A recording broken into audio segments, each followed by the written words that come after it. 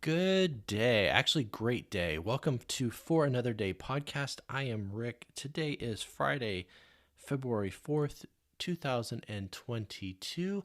Today, we're going to be diving in talking about emotional intelligence that's declining among college students, looking at a dopamine detox for you, and also talking about his plans for your life. Let's jump in today. So, straight away, we are jumping into the journal article here because this is a meta analysis. And you might be saying, well, what does that mean, Rick? What is a meta analysis? This went ahead and took data from 70 different studies over the last 2 decades. So, over the last 20 years, how things progressed. So, this comes out of scipost.org. It is dated November 9th, 2021. Actually, the original meta analysis was published April 19th, 2021 in the Journal of Personality. And so, like I said, this goes ahead and is looking at emotional intelligence, which we're going to go ahead and describe today to you and see how it is actually declined over the last 20 years in college students. So this is ranging from the years 2003 to the years 2018.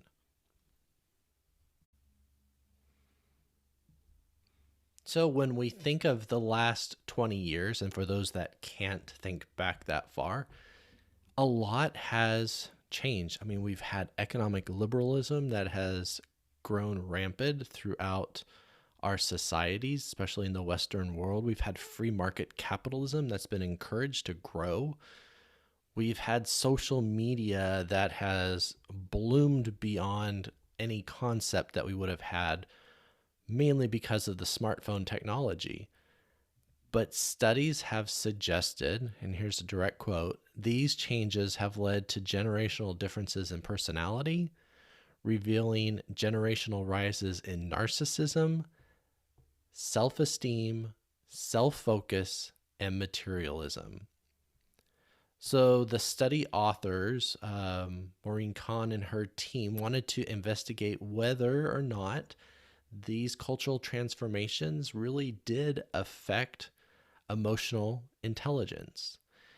Now, emotional intelligence, trait emotional intelligence, refers to our ability or our perception of our own well-being and the perception of how good we are at regulating our own emotions and understanding other emotions and understanding others' emotions and influencing others' emotions.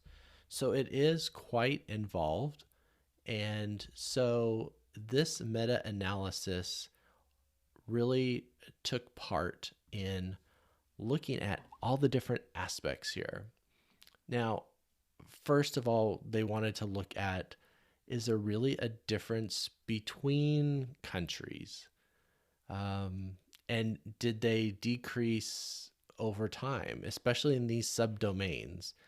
And that was emotionality, so perception of one's understandings of others' emotions, self-control, so self-efficacy in regulating one's own emotions, and well-being, positive evaluations of ourself.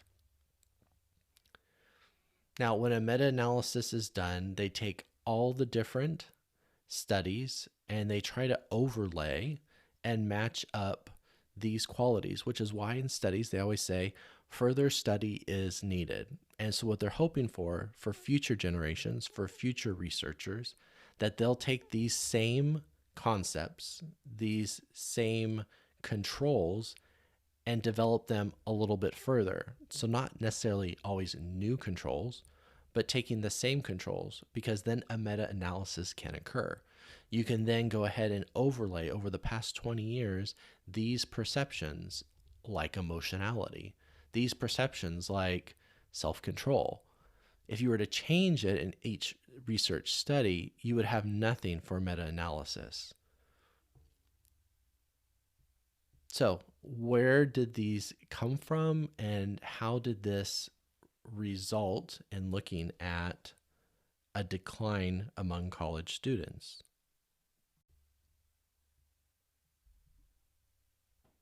Now, with these 70 different studies between 2003 and 2018, there was over 16,917 college students who had completed an assessment or a test for the traits of EI, and it's the TEIQ test. Now, what they did is they looked at these samples from both the United States, from Canada, from the UK, and from Australia. Now, what's interesting is between countries and even between genders, the traits really didn't fluctuate over time. But like I said, the 3 of the 4 subdomains that decreased significantly was emotionality, self-control, and well-being. Now, when researchers crossed their data with measures of individualism or internet usage for each country, they found that technology usage was associated with declines in well-being and self-control, while individualism was associated with increases in well-being and self-control.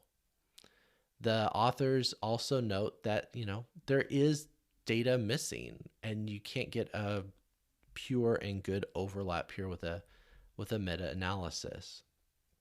So they said, caution is advised when interpreting this data.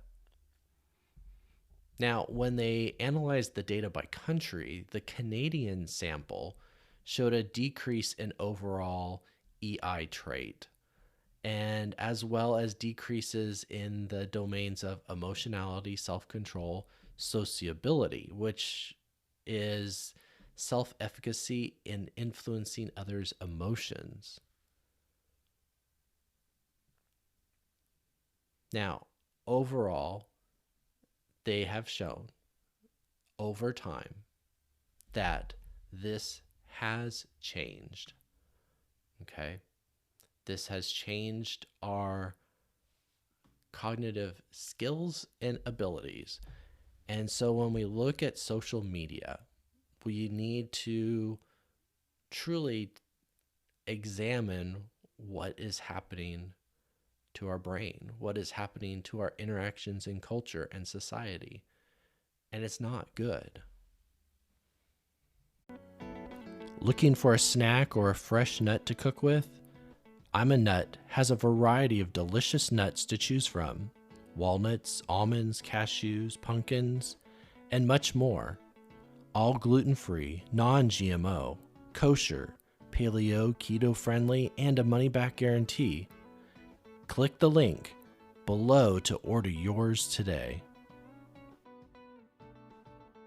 So Kahn points out here in this meta-analysis study that the decreases they observed in aspects of emotional intelligence calls to mind that we have a rising mental health problem, especially when you focus on social media and technology. However, they note that there may be other reasons why this has decreased.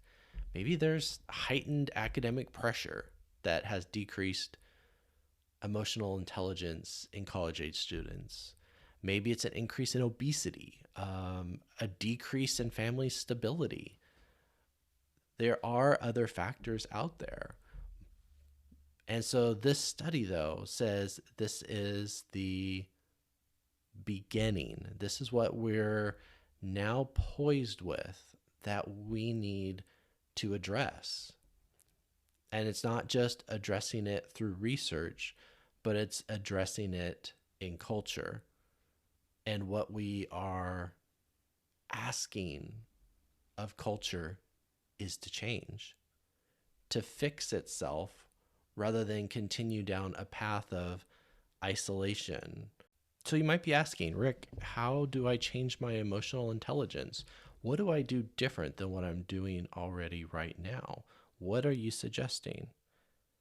I watched a YouTube video from Leon Hendricks, and it's titled Dopamine Detox. If you have a chance, I encourage you to watch what he did over 7 days. So, dopamine is that neurochemical that is in your brain that is about anticipation.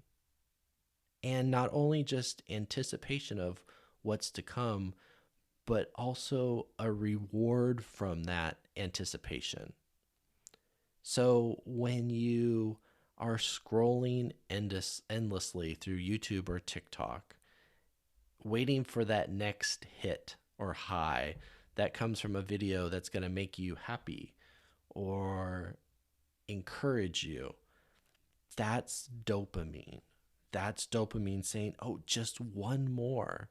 You can keep doing this. The problem is,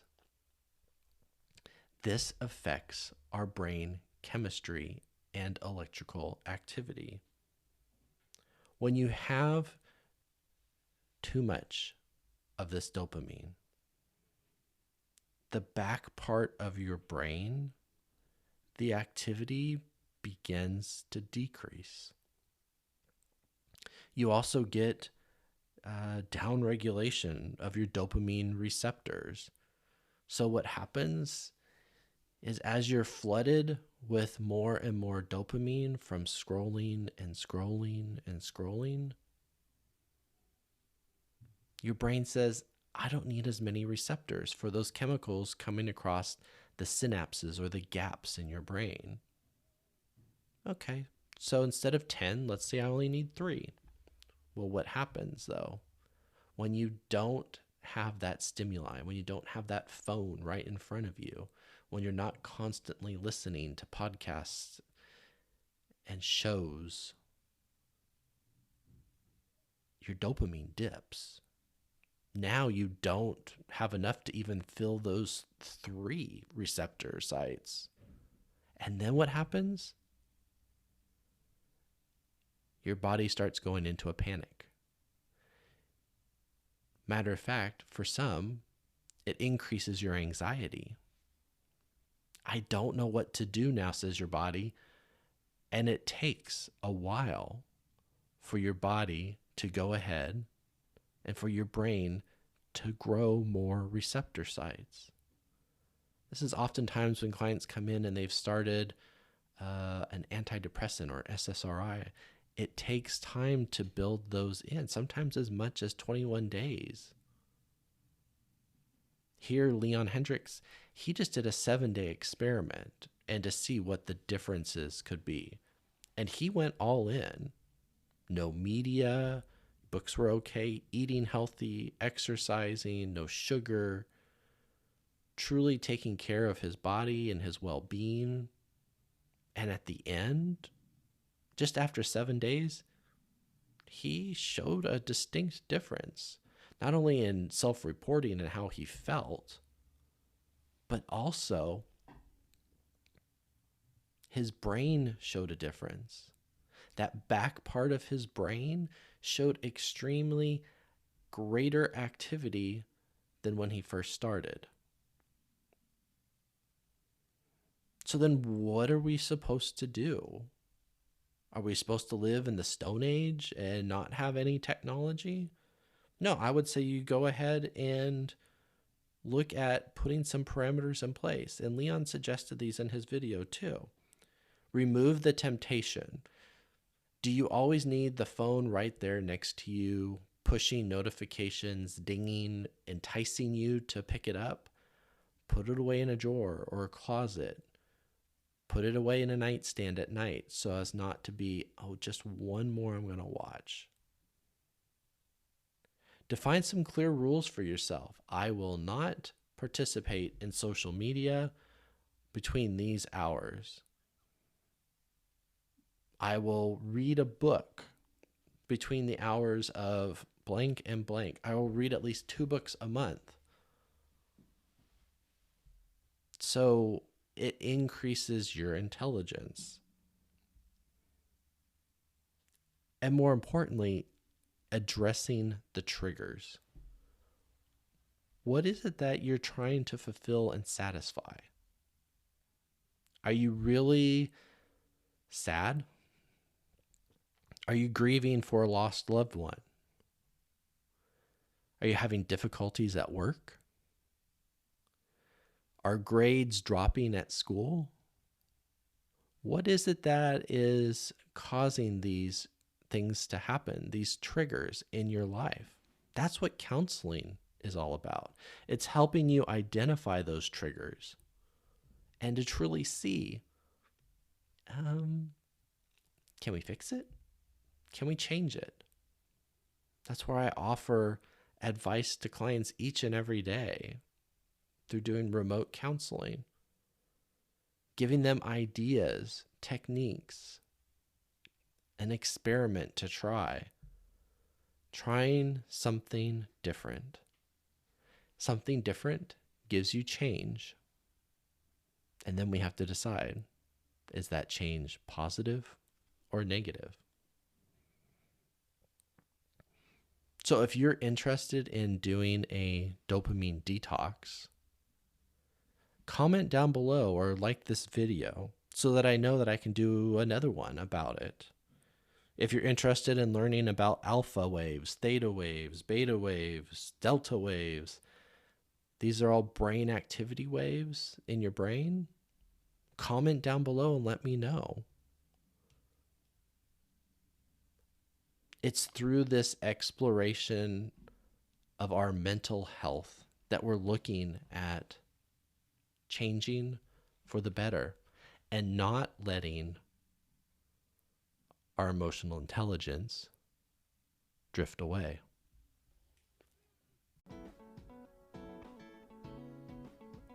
Whenever you need a cup of coffee that's always smooth and never bitter, try Cameron's Coffee.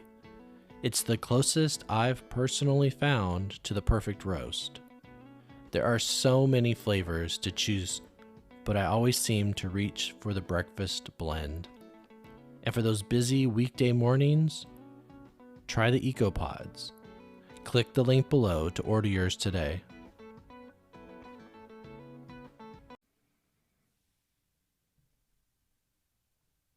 So today I want to give a shout out to some of our listeners and viewers out there. I want to give a shout out to Seattle, Washington. Thank you, listeners there in Seattle, Washington, and to New Braunfels, Texas. Thank you for your views and your likes. Everything helps change the algorithm. Everything helps when you subscribe and like to these podcasts. And I appreciate it because you help keep me going.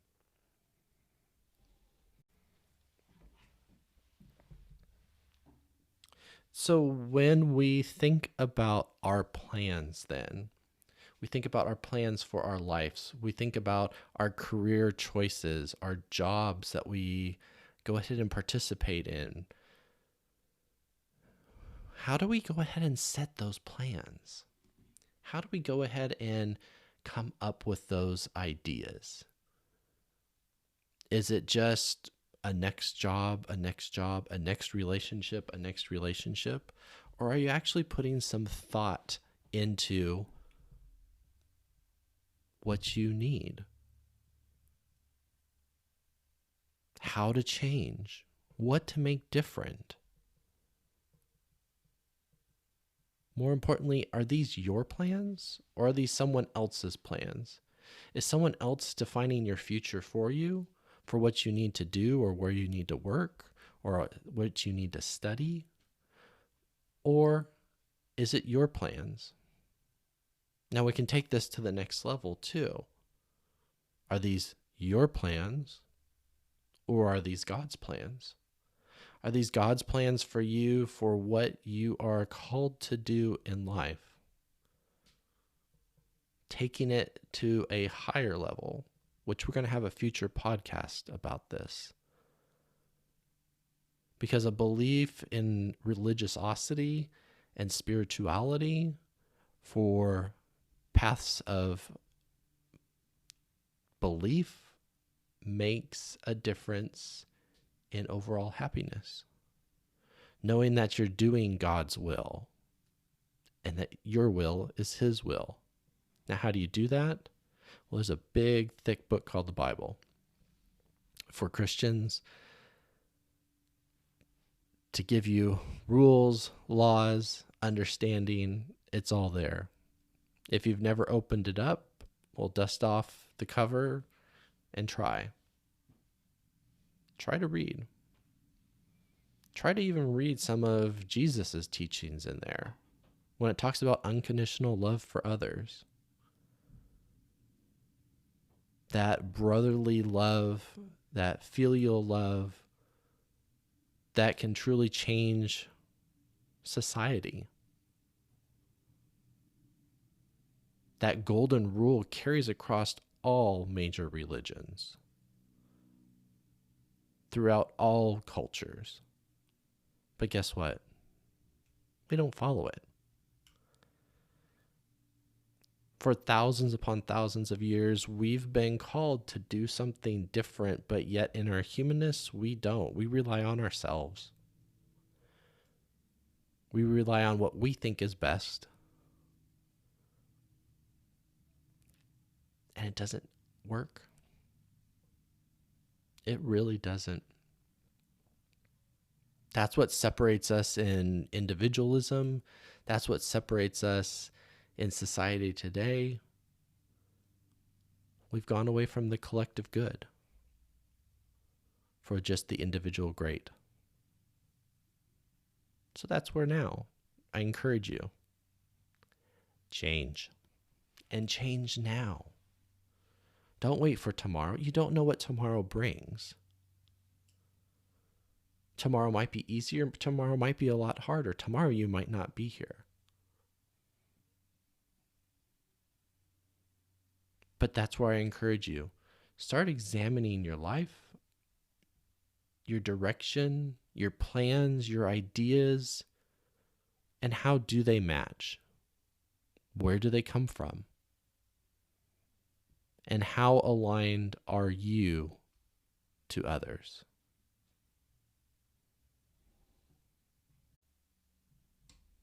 So once again, I want to thank you for listening to For Another Day podcast and for subscribing. Be sure to comment down below. But I wanted to leave you today with this quote from Charles Stanley, who is a famous preacher. He said, "As we journey through this life, through the easy times and the painful times, God is fashioning us into a people who are like his son Jesus.